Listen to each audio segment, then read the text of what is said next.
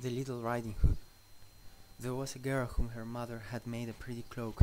She was nicknamed Riding Hood. The little girl had been sent by her mother to carry some cake and a bottle of wine to her grandmother, who was sick in bed. She was very fond of her grandmother and wanted to gather some primroses for her, because she thought that would give joy to her grandma and make her recover sooner.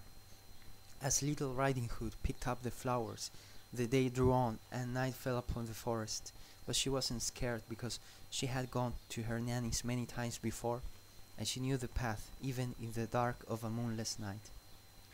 But what she wasn't aware of was that a wolf wandered around that area waiting for the most suitable time to come out of his lair and pounce upon his prey. He didn't dare to do it in daylight, lest some men of the village see him and give chase to him with their pack of dogs, till they make away with his life. But it was a silent and propitious night, and he approached Little Hood. At first she startled, but then she saw there was nothing to fear, as the wolf made no threatening movements. So she addressed him in a friendly manner and stroked him on the back of his neck, as she used to do with the puppies that her uncle bred to round up sheep.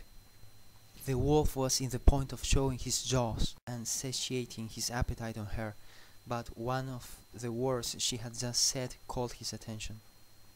She was telling him about her ill grandma and how she was going to cure her by affectionately made cake and 3 pints of wine she was bringing her.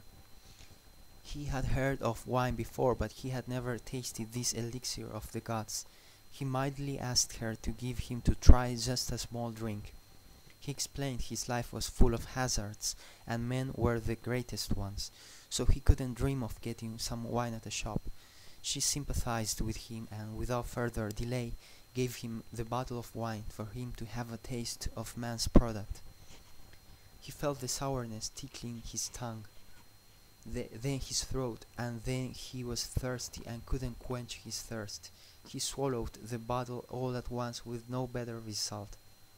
He started feeling dizzy and pathetic. He was just an old toothless wolf, and he couldn't even manage to eat a defenseless girl. He was sobbing aloud, and Little Hood was patting his head. "Don't worry, Wolfie, everything will be just fine. They can't find me here in the morning. They'll kill me, and I'll never see my grandchildren again. I have 2 who have survived, White Fang and Bay Coat. They are my pride, and I can't let them know I was killed so miserably. Don't worry, Tata Wolf, I'll take care of your safety." And when he awoke next morning, he was lying on a fragrant bed of primroses, carefully arranged among the bushes, concealed from the human eye. He fumbled around till he got back into his senses, and he lowered his watery eyes toward his feet. They were the only part of his body that wasn't covered by a thick skin and a shaggy fur. He usually felt cold during the night due to this, and it was the remainder of his deteriorating condition. He usually cried out his wounded pride, and was even inclined to accept his old age and take death as a matter of fact to him. But this time a rush of life swept through him. He didn't feel so old and abandoned as he saw Little Riding Hood's cloak covering his feet.